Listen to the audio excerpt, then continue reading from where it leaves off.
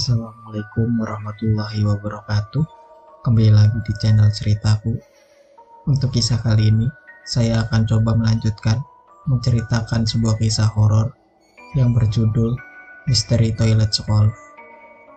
Dan sebelum kita lanjut ke ceritanya, tekan dulu tombol like video ini dan jangan lupa tekan juga tombol subscribe channel ini dan nyalakan juga lonceng notifikasinya agar tidak ketinggalan cerita-cerita lainnya dari channel ini.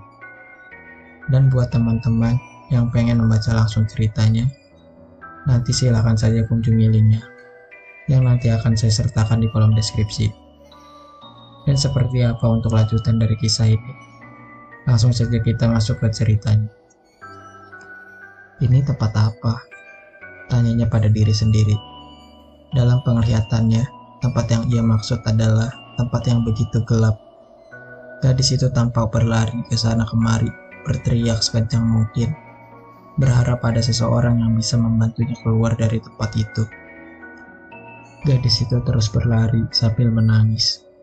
Jujur, ia benar-benar takut. Ia berteriak minta tolong, namun sepertinya di tempat itu hanya ada dia. Gadis itu bersimpuh. Ia benar-benar sudah tidak bisa berlari lagi. Ia menangis sesekukan, memanggil kedua orang tuanya.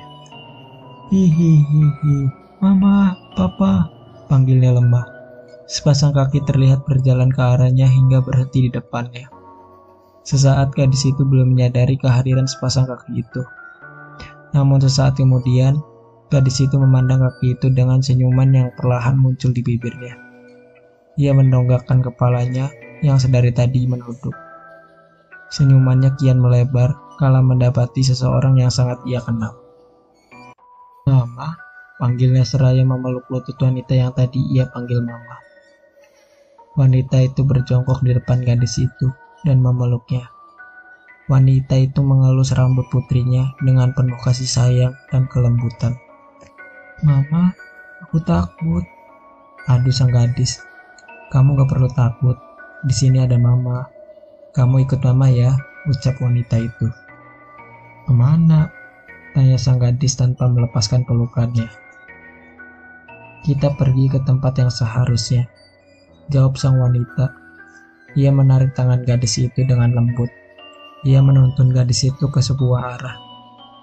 Lama mereka berjalan, namun belum juga mereka sampai ke tempat tujuan. Gadis itu merasa bahwa sedari tadi mereka seperti berputar-putar. Gadis itu bertanya pada mamanya, kemanakah mereka akan pergi? Kita mau kemana sih, Ma? Sang wanita berbalik menghadap gadis itu. Ia tersenyum manis, namun senyuman manis itu berubah menjadi senyuman yang mengerikan. Bibirnya semula kecil, kini menjadi lebar. Saking lebarnya, bibir wanita itu sambil menyentuh telinga. Gadis itu beringsut mundur karena ketakutan melihat wajah cantik mamanya yang seketika berubah menjadi menyeramkan dan menggelikan. Bagaimana tidak, wajahnya yang semula mulus kini penuh luka, dan di setiap luka itu terdapat banyak belatung yang seolah siap melompat ke arahnya. Mau kemana anakku? Bahkan suara wanita itu kini berubah. Suaranya yang tadi lembut sekarang berubah menjadi suara melengking yang menegakkan telinga. Marilah anakku, kemari ikutlah aku, ucap wanita itu sambil mengulurkan tangannya yang kurus tinggal tulang. Enggak, siapa kamu? Teriak gadis itu. Sepertinya kamu melupakan aku, ucap wanita itu sambil menelangkan kepalanya ke kanan dan ke kiri. Serta perlahan wajahnya berubah menjadi gadis cantik jelita yang sangat ia kenal. Kemarilah, ikut denganku. Apa kau tidak ingin menemani temanmu yang sedang kesepian ini? Tanyanya dengan mimik wajah yang kembali berubah menyeramkan. Aku minta maaf, nak. Aku minta maaf. Aku menyesal, ucapnya dengan tangis. Maaf, permintaan maaf kamu sudah terlambat, sayang. Wanita itu mendekatkan dirinya kepada gadis itu. Gadis itu terus beringsut mundur hingga dirinya terjatuh. Wanita itu menindih tubuh sang gadis dengan posisi tangan yang siap mencekik leher gadis itu. Gadis itu menangis dan berteriak memohon agar wanita itu mengampuninya. "Jangan nak, aku mohon jangan." "Jangan," berontak gadis itu. Nandin bangun," ucap seseorang sambil menepuk pundak gadis itu. Gadis itu terperanjat kaget hingga nafas yang terengah-engah. "Kamu kenapa?" "Mama," tangis Nandin pecah. Ia memeluk seorang wanita yang ia panggil Mama. Seorang gadis berbaju putih abu-abu memarkirkan motornya di sebuah parkiran yang disediakan oleh rumah sakit. Ia berjalan memasuki rumah sakit menuju sebuah kamar yang di sana terbaring seorang gadis lain yang tampak sudah lebih segar. "Nandin," panggilnya. "Reva, awal banget pulangnya." Nandin bertanya sebab sekarang waktu masih menunjukkan pukul 10 siang. "Iya, tadi guru-guru pada rapat." Nandin hanya menanggapi ucapan Reva. "Gimana keadaan kamu?" "Udah mendingan. Besok aku udah pulang. Kamu anterin aku ya ke rumahnya Sylvia," pinta Nandin. "Lusa aja. Masa kamu baru pulang udah mau ke rumah Sylvia?" "Udah, gak apa-apa. Anterin ya." Karena Nandin terus memaksa, akhirnya Reva menyetujui permintaan Nandin. Besok sepulang sekolah, Reva akan mengantarkan Nandin ke rumah Sylvia. Sore ini keadaan Nandin sudah lebih baik. Jadwal pulang sekolah seharusnya dilakukan besok, dimajukan menjadi sore ini. Terlihat Mama Nandin yang tengah membereskan pakaian dan barang-barang milik mereka ke dalam sebuah tas besar. Sedangkan Nandin, gadis itu sekarang sudah duduk di kursi roda dibantu oleh papanya. Mereka semua sudah sampai di tempat tujuan mereka, yaitu rumah. Nandin kembali beristirahat di kamarnya. Ia ditemani oleh sang mama karena permintaannya. Sungguh karena mimpi tadi siang membuatnya takut untuk sendirian. Ia memejamkan matanya dan terlelap, namun hal itu tak berlangsung lama. Karena Nandin kembali membuka matanya saat mencium suatu bau yang tak sedap dari sisinya. Ia menoleh ke samping dan matanya membulat sempurna saat melihat suatu sosok yang menyirai sempurna di sampingnya itu. Dan ternyata bau tak sedap itu berasal dari luka lebar di perut sosok itu. Di balik wajah pucat sosok itu, Nandin masih dapat mengenali siapa sosok itu. Ia tidak bisa berteriak ataupun minta tolong, lidahnya terasa begitu keluh. Namun tetap wajah ketakutannya sangat tercetak jelas di wajahnya. Keringat mengucur deras di tubuhnya. Jangankan untuk berdiri dan lari, memalingkan wajah dari sosok itu saja tak dapat Nandin lakukan. Kembali bahunya terasa ditepuk oleh seseorang. Seseorang itu menyadari kegelisahan dari tidur Nandin. Jadi orang itu berusaha membangunkannya dengan menepuk bahu Nandin dan sedikit mengguncangkannya. "Kamu kenapa? Minum dulu nih," ucap seseorang itu saat menyadari bahwa Nandin sudah kembali dari alam bawah sadarnya. Mengalihkan keterkejutannya, Nandin bangun dari posisi tidurnya menjadi posisi duduk. Gadis itu perlahan mengambil gelas yang mamanya sodorkan dan meminumnya hingga tandas. Perasaan bersalah yang lama dipendamnya kembali menguak. Perbuatan kejam yang telah lama ia lupakan kembali teringat dan terbayang di benaknya. Malam hari, setelah makan dan meminum obatnya, Nandin diminta untuk beristirahat dan segera tidur. Namun, gadis itu terasa enggan untuk menuruti permintaan sang mamahnya. Ia masih takut untuk kembali memejamkan matanya. Ia takut jika mimpi buruk yang serupa kembali hadir. "Aku gak mau tidur, Ma," tolak Nandin. Mama Nandin pun mengerutkan keningnya mendengar tolakan anaknya itu. "Loh, kenapa nak?" Nandin hanya menggelengkan pelan. Mama Nandin tetap menyuruh Nandin untuk tidur karena ia sudah melewati jam istirahat. Bahkan Mama Nandin membantu anaknya berbaring dan menyelimutinya. Ia mematikan lampu utama dan menghidupkan lampu tidur. Gadis itu menggenggam selimutnya erat. Mamanya hendak keluar dari kamar Nandin, namun dicegahnya. "Ma, temenin Nandin," pintanya. Mama Nandin yang hendak keluar mengurungkan niatnya. Ia membalikkan badannya dan kembali menuju tempat tidur Nandin. Ia ikut merebahkan tubuhnya di samping Nandin dan mengelus puncak kepala Nandin hingga gadis itu tertidur.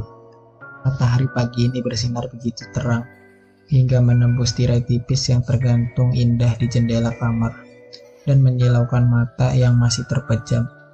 Nandin terpaksa harus membuka matanya karena cahaya matahari yang begitu menyakiti matanya. Ia segera mencubit tangannya sendiri untuk memastikan bahwa ini bukanlah mimpi. Saat bagian tangan yang ia cubit merasakan sakit, Nandin begitu lega dan bersyukur. Nandin memutuskan untuk pergi ke kamar mandi untuk membersihkan badannya yang sudah 2 hari tidak mandi. Dan rasanya sudah benar-benar lengket dan baunya pun sudah tak sedap. Nandin kembali merebahkan tubuhnya karena kepalanya mulai terasa pusing. Mamanya masuk dengan membawa semangkuk bubur dan segelas air hangat untuk Nandin. Nanti Nandin boleh ya pergi ke rumah Sylvia, ucapnya setelah menelan bubur di mulutnya. Gak bisa besok aja sayang, kan kamu baru sembuh. Nandin mau pergi hari ini mah.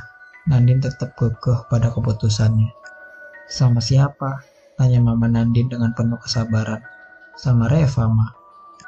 Ya udah, yang penting hati-hati dan cepat pulang karena kamu gak boleh kecapean. Ingat, kamu belum sembuh total. Putus sang mama dilanjutkan dengan ditambah nasihat. Jam 2 siang, tepat Reva datang ke rumah Nandin dengan baju yang sudah berganti menjadi baju yang sudah lebih santai. Permisi tante, Nandinnya ada? Tanya Reva saat melihat mama Nandin berada di depan rumah. Reva, Nandin ada. Dia di kamar, ucapnya memberitahu. Reva masuk menuju kamar Nandin. Setelah mengganti pakaiannya, Nandin dan Reva bergegas pergi ke rumah almarhumah Sylvia. Assalamualaikum tante, ucap mereka bersamaan saat tahu siapa yang membuka pintu untuk mereka. Reva, Nandin, ayo masuk, ucap mama Sylvia dan menuntun mereka ke ruang tamu. Reva dan Nandin duduk, lalu mama Sylvia masuk ke dalam dan keluar lagi dengan membawa 2 cangkir jus jeruk untuk Nandin dan Reva. Tante, maaf ya, kami berdua baru bisa kesini, ucap Nandin sedikit tak enak. Pasalnya, siapapun tahu kalau Reva dan Nandin adalah sahabat terdekat Sylvia. Iya, gak apa-apa kok, jawab mama Sylvia memaklumi. Perbincangan mereka berlanjut. Mereka bertanya Sylvia sakit apa sehingga dia bisa meninggal. Mama Sylvia pun menceritakan secara terus terang tanpa ada yang ditutup-tutupi. Reva pulang dari rumah Nandin tepat pada pukul 7:30 malam. Saat baru melewati perempatan yang hendak menuju rumahnya, tiba-tiba saja motornya mogok. Reva menggerutu kesal. Meski jarak rumahnya sudah dekat, tapi tetap saja akan terasa seram jika harus berjalan dengan menuntut sepeda motor yang mogok. Ditambah suasana malam yang begitu sepi, dan setiap sisi jalan terlihat pohon-pohon beringin dan beberapa pohon-pohon besar lainnya. Reva berusaha menghidupkan motornya, namun sia-sia. Dengan terpaksa, Reva menuntun motornya untuk segera sampai di rumah. Ngeri rasanya kalau lama-lama di tempat gelap seperti ini. Di tengah jalan, Reva merasakan bulu kuduknya meremang dengan begitu hebat. Ia menggosok tekuk belakangnya sambil sesekali melihat kiri kanan untuk berjaga. Motornya kenapa, Neng? Tanya seseorang nenek yang membuat Reva kaget bukan main. Ini Nek, motor saya mogok, ucap Reva dengan dada yang berdebar-debar. Nenek itu diam, kepalanya menunduk membuat jantung Reva semakin berdebar dengan kencang, serta rasa takut semakin menyelimuti dirinya. Peluh bercucuran dengan deras, membasahi wajahnya. Nenek itu mengangkat kepalanya, menatap Reva. Ia tersenyum. Semakin berkembang senyumannya, semakin pucat pula wajah nenek itu. Gadis manis, bersiaplah untuk menemani temanmu yang manis itu. Hahaha, ucapnya lalu berbalik dan meninggalkan Reva yang semakin dilanda ketakutan dan kepanikan. Bergegas ia menaiki motornya yang beruntungnya sudah bisa dinyalakan. Ia kendarai motornya dengan kecepatan penuh hingga membuatnya lupa dan tak sadar jika di depannya ada belokan tajam hingga pluk. Tut, tut, suara monitor EKG menggema di ruang rawat inap itu. Terlihat juga seorang gadis terbaring lemah, dengan salah satu kaki digantung akibat patah, serta jidat yang diperban karena luka. Reva, gadis itu adalah Reva. Masih ingat kejadian tadi malam ya? Reva telah mengalami kecelakaan karena tidak bisa mengendalikan kecepatan sepeda motornya saat melewati tikungan tajam di dekat rumahnya. Dan inilah akibatnya. Kaki, tangan, dan leher patah, serta beberapa luka memar dan luka sobek di bagian tubuhnya. Bahkan sampai pagi ini, gadis itu masih belum juga sadar. Nikmatilah deritamu sebelum bertemu dengan temanmu gadis yang manis. Hahaha, nenek tadi malam. Siapa kamu? Teriaknya sambil waspada. Apakah kau melupakanku? Nenek itu semakin mendekat dan mendekat. Apa kau lupa dengan teman baikmu ini? Ucapnya. Wujudnya kini berubah menjadi seseorang yang begitu ia kenal. Tubuhnya lemas dan limbung. Ia terduduk lemas, ia menangis, tangis penyesalan. Maafkan aku nak, maaf, ucapnya di sela tangisnya. Maaf, seharusnya aku yang meminta maaf, karena aku tidak bisa memaafkan. Permintaan maafmu tidak akan membuatku hidup kembali, ucapnya sambil mengusap lembut wajah Reva. Kenapa tidak dari dulu kau mengucapkan kalimat itu? Kenapa? Kenapa kau tidak memberitahu saja di mana jasadku kau buang? Dengan cara seperti itu, mungkin aku tidak akan mengganggumu lagi, lanjutnya. Kini mulai terdengar nada marah di setiap ucapannya. Aku janji nak, aku janji bakal ngasih tahu semua orang di mana jasad kamu dikubur, ucap Reva memohon. Aku tidak percaya, aku sudah tidak bisa dipercaya lagi dengan manusia terkutuk sepertimu, ucapnya dengan nada yang sudah benar-benar marah. Kali ini, di dalam bawah sadar Reva, sosok itu menyiksa Reva dengan sangat sadis dan ganas. Ia kembali mempraktikkan bagaimana dulu Reva menganiayanya hingga tewas. Di dunia nyata, kondisi Reva semakin kritis. Tubuhnya kejang-kejang, bahkan luka-luka memar semakin bertambah di sekujur tubuhnya. Bahkan luka sobek yang terdapat di beberapa bagian kembali mengucurkan darah. Tak hanya darah yang keluar, tapi nanah yang berbau amat busuk pun keluar dari dalam luka-luka itu. Pasca kejadian, Mama Reva menelpon Nandin. Saat mendengar peristiwa yang sahabatnya alami, Nandin begitu amat terkejut. Nandin memutuskan untuk segera pergi ke rumah sakit. Ia tak peduli hari yang sudah begitu malam. Larangan orang tuanya pun tak dihiraukan. Nandin mengendarai motornya dengan kecepatan tinggi, dan beruntungnya ia sampai di rumah sakit dengan selamat. Nandin memarkirkan motornya, dengan tergesa-gesa ia segera berlari menuju kamar inap Reva. Sampai di depan kamar inap Reva, Nandin melihat Mama Reva yang terlihat sangat panik dan lusuh, dan juga kamar inap Reva yang tertutup, menandakan ada kondisi darurat atau sejenisnya. Nandin bertanya, "Ada apa?" "Tante, ada apa?" tanyanya dengan nafas yang masih terengah-engah. "Ini Din, tadi Reva kejang-kejang, terus luka yang ada di tubuhnya itu semakin melebar," jelas Mama Reva di sela tangisnya. Nandin tak menyahutinya lagi. Kini ia hanya merangkul Mama Reva mencoba memberinya kekuatan. Tak lama, dokter keluar dari kamar inap Reva dengan wajah yang tenang, menandakan suatu kabar baik. "Dokter, bagaimana kondisi anak saya?" tanya Mama Reva dengan tak sabaran. "Kondisi anak ibu sudah membaik, dan mungkin sebentar lagi dia sadar," ucap dokter mampu mengubah raut wajah mereka berdua menjadi raut wajah lega. Keesokan harinya, meski mata terasa berat, Nandin tetap memaksakan dirinya untuk berangkat sekolah. "Tumben lu berangkat sendiri, Din?" tanya Angga, tiba-tiba membuat Nandin sedikit terlonjak kaget. "Apa-apaan sih lu?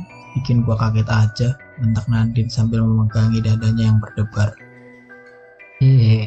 Sorry, maaf deh, ucap Angga sambil mengacungkan buah jarinya membentuk huruf V. Oh iya, tumben lo berangkat sendiri. Reva mana? Ulangnya. Kecelakaan, jawab Nandin lesu. Kali ini Angga terlihat terkejut. Serius lu? Ya serius lah, masa iya hal kayak gini gue buat bercanda, jawab Nandin jenggah. Pagi ini ia begitu tak bersemangat.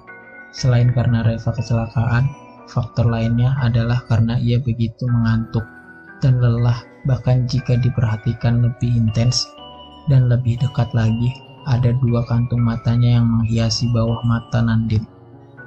Udahlah, lo gak usah banyak tanya. Sekarang gue lagi ngantuk dan juga lagi capek. Mending lo diem aja, ucapnya sambil mengibaskan tangannya di depan wajah Angga dan berlalu dari hadapannya. Nandin masuk ke dalam kelasnya, lalu duduk di kursi yang biasa ia duduki. Ia menopang wajahnya dan memejamkan matanya. Sungguh hari ini benar-benar mengantuk.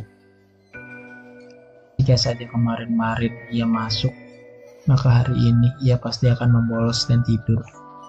Sayangnya, kemarin ia sudah tidak masuk selama berhari-hari. Jadi hari ini ia terpaksa masuk sekolah karena memang sudah banyak yang ketinggalan pelajaran. Saat Nandin hampir memasuki gerbang alam mimpinya, bel berbunyi dengan keras membuat ia terkelonjak kaget dan kembali terbangun. Duh, kenapa harus sejarah sih? Gerutu Nandin dalam hati saat melihat Bu Dewi yang sudah berada di ambang pintu kelasnya. Nandin begitu benci dan tidak suka dengan pelajaran sejarah. Pelajaran yang menurutnya membosankan dan memusingkan. Penjelasan yang panjang lebar membuatnya semakin tidak bisa menahan kantuknya. Ia melihat Bu Dewi dari jauh, dari tempat duduknya. Ini kesempatan emas. Nandin meletakkan kepalanya di atas meja, bertumpukan salah satu tangannya, dan tangan yang lain memegang buku untuk menutupi wajahnya. Ia memejamkan matanya. Penjelasan Bu Dewi seperti menjadi cerita dongeng bagi Nandin, hingga membuat ia di situ tertidur pulas dalam waktu yang sekejap. Tak!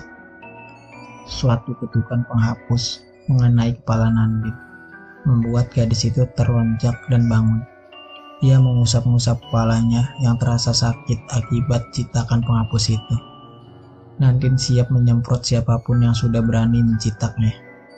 Semua kalimatnya sudah ia persiapkan. Namun semua itu langsung tertahan di tenggorokannya saat melihat siapa yang berdiri di dekatnya dengan mengetuk-ngetukkan penghapus papan tulis di atas meja. Nandin gelagapan. Ia merapikan pakaiannya dan rambutnya yang berantakan dan duduk dengan posisi tegak dan menghadap lurus ke arah papan tulis. Lihat apa kamu? Gurunya ada di sini, ucap Bu Dewi dengan suara tegas. Iya Bu, maaf, ucap Nandin. Ia berbalik menghadap Bu Dewi dengan kepala yang ditundukkan. Enak banget kamu ya.